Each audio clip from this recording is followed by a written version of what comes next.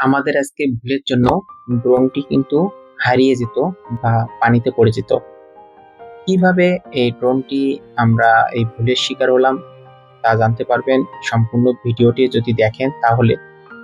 তো প্রথমে আমরা ড্রোনটি উড়িয়ে আমাদের ফলো করতেছিলাম।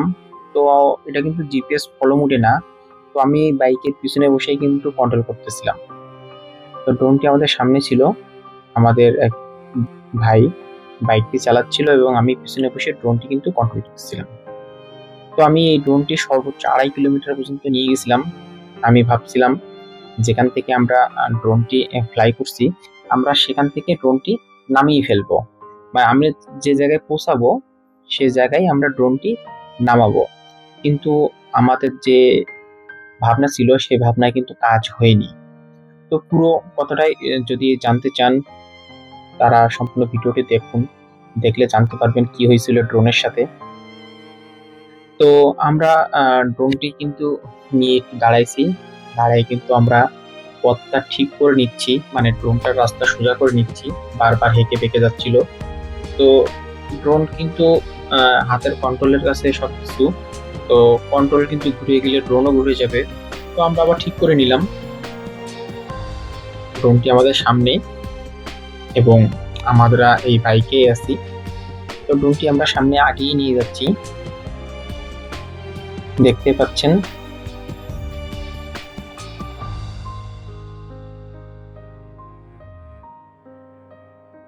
ড্রোনটি কিন্তু খুবই স্মুথ ভাবে আমাদেরকে ফলো করতেছে, মানে আমার রিমোট কন্ট্রোল, আমি কন্ট্রোল করতেছি আর ড্রোনটা আমাদেরকে ফলো করে আসতেছে। তো মোটামুটি ভালোই চলতেছিল। তো আমরা বেশ কিছু দূর চলে আসছি এই ড্রোনটা নিয়ে।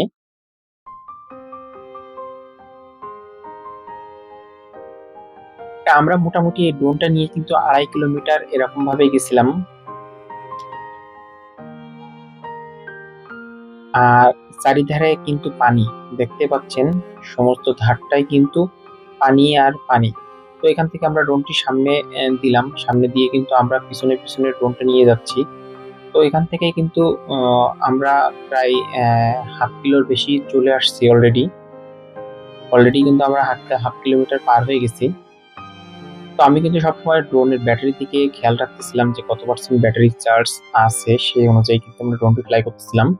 তো আমার চিন্তা ভাবনা এমন ছিল যে আমি ড্রোনের ব্যাটারি 20% চলে আসলে আমি ড্রোনটি যেখানে আছে আমি সেখান থেকে ড্রোনটি নামিয়ে ফেলবো। মানে আমরা তো পাঁচ পাঁচ সাথে করে যাচ্ছিলাম, তো আমরা ওখান থেকে ড্রোনটি নামিয়ে ফেলবো। কিন্তু এরকম চিন্তা ভাবনা আমারই ছিল, কিন্তু আসলে এই চিন্তাটা আমার ভুল ছিল। এই ভুলের কারণে কিন্তু অনেক বড় একটা ক্ষতি হয়ে যেতে পারতো।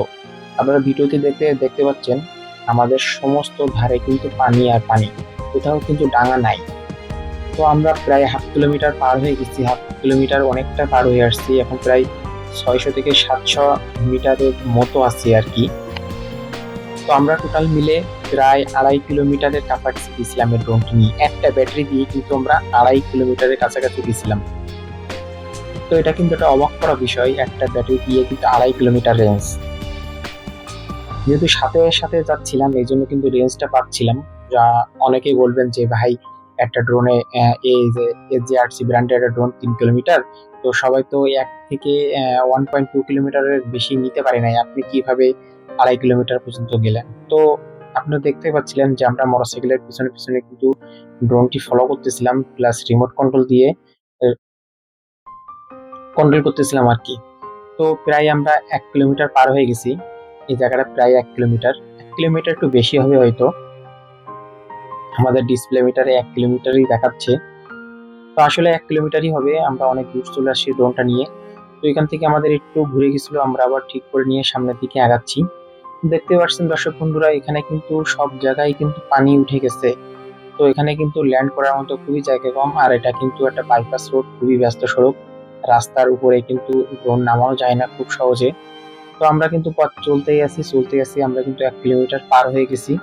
1 কিলোমিটারের অনেকটা দূরে চলে আসছি, প্রায় 1.5 কিলোমিটারের কাছাকাছি কিন্তু আমরা, প্রায় 1.5 কিলোমিটার। এই যে বিল্ডিংটা দেখছেন, এই বিল্ডিংটা পার হলেই কিন্তু আমরা 1.5 কিলোমিটার পার হয়ে যাব।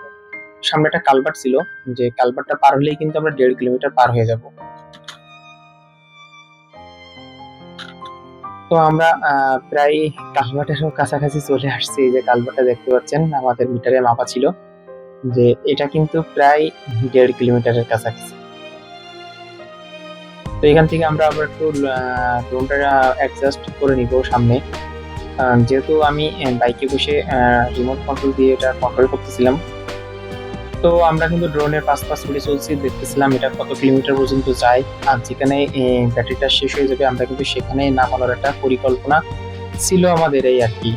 তো ধারণাটা কিন্তু আসলে ভুল। শেষ পর্যন্ত দেখবেন, শেষ পর্যন্ত দেখলেই কিন্তু আপনারা জানতে পারবেন যে আসলে আমার কোথায় ভুল ছিল, এবং আপনারা কিন্তু এই ভুলটা কখনোই করবেন না। তো প্রায় আমরা কিন্তু 2 কিলোমিটার অতিক্রম করবার মতো আর কি।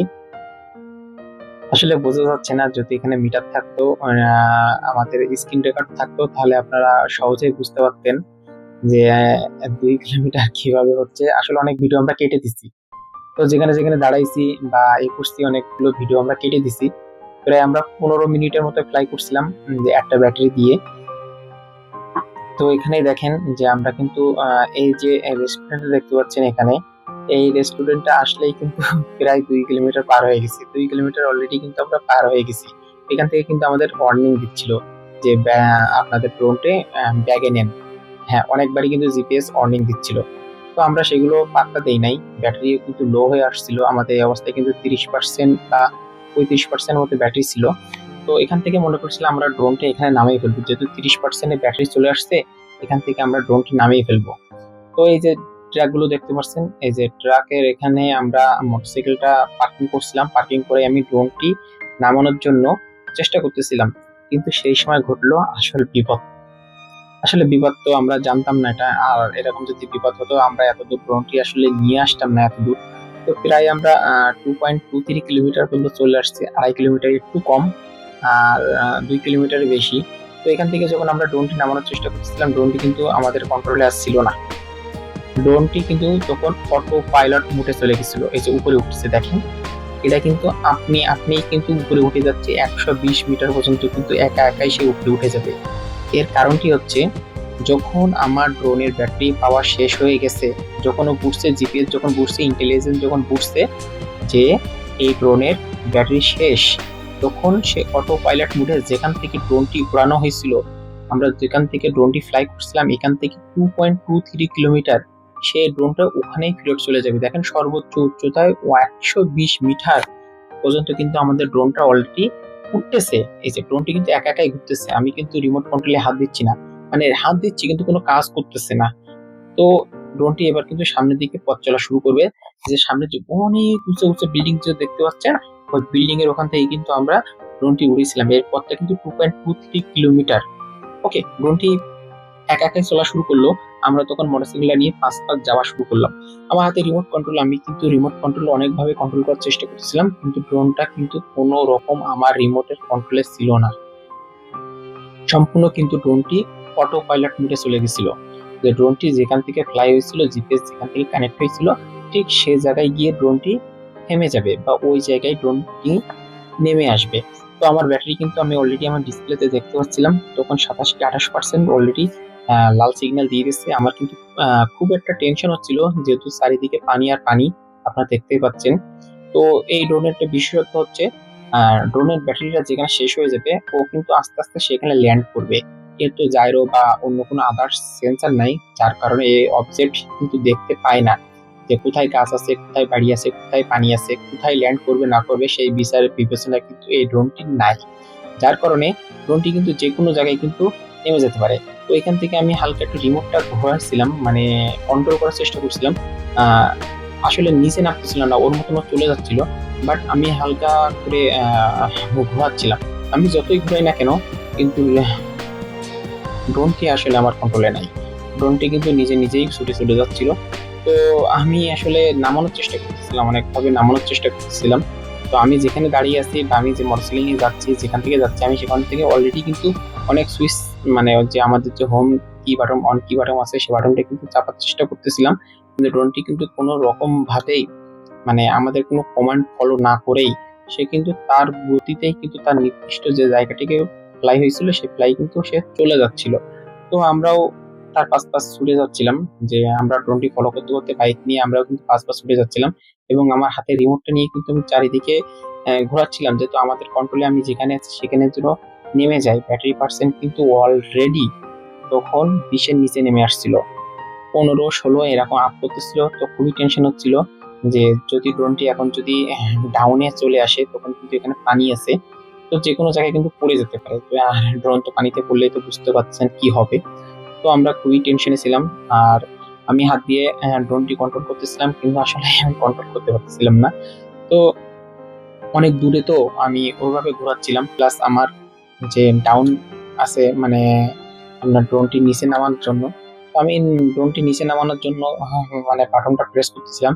তো ড্রোনটি কিন্তু নিচে নামতেছিল, কিন্তু তার গতি কিন্তু কম ছিল না, তার গতি কিন্তু তার মতোই ছিল।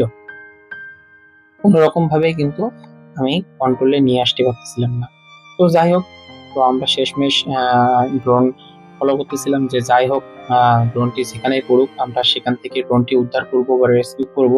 যে এরকম একটা মনোভাব ছিল, যদি পানিতে যদি পড়তে যাই তো আমরা পানির মধ্যেখানে গিয়ে দাঁড়িয়ে থাকবো, দাঁড়িয়ে থেকে ড্রোনটি ক্যাচ ধরবো। তো এরকম একটা চিন্তা ভাবনা করতে করতে আমরা কিন্তু পথ আঁকাচ্ছিলাম। তো দেখলাম শেষ পর্যন্ত কিন্তু আমাদের ব্যাটারি 12% নিচে নেমে আসছে। তো আমরাও কিন্তু আমাদের লোকেশনের কাছাকাছি চলে আসছি। এই যে এখানে যে ছোট্ট একটা দোকান দেখতে পাচ্ছেন, যে দোকানের কিন্তু আমাদের লোকেশনটা ছিল, এখান থেকে কিন্তু আমরা ড্রোনটি উড়াইছিলাম। তো যখনই 12% ছিল আর ড্রোনটি অনেক নিচে নেমে আসছিল, প্লাস ও ওর মতো অটো পাইলট মোডে কিন্তু লাগতেছিল, তখন কিন্তু আমরা স্বস্তির আশ্বাসটা পেয়ে গেছিলাম। তো ড্রোন কিন্তু তাও আমাদের কোনো কন্ট্রোলে ছিল না, শুধুমাত্র ড্রোনটি ঘুরতেছিল, বাট গতি নিয়ন্ত্রণ বা আপ অ্যান্ড ডাউন কোনোটাই কিন্তু আমার নিয়ন্ত্রণে ছিল না। ড্রোনটা কিন্তু অটো পাইলট মোডে নামতেছে। আমার হাতে আপ অ্যান্ড ডাউন সুইচ থাকলেও আমি সুইচ মানে আপ অ্যান্ড ডাউন করতেছিলাম, কিন্তু তারপরেও কিন্তু আপ অ্যান্ড ডাউন আমার হাত দিয়ে হচ্ছিল না, সে নিচ থেকে ডাউন হচ্ছে। তো ঘোরাচ্ছিলাম আমি আমি কিন্তু ঘোরাতে পারতেছিলাম ড্রোনটা, রোটেট করতে পারতেছিলাম, কিন্তু ড্রোনটা নিয়ন্ত্রণ করতে পারি নাই। শেষমেশ ড্রোনটা আমার কাছে চলে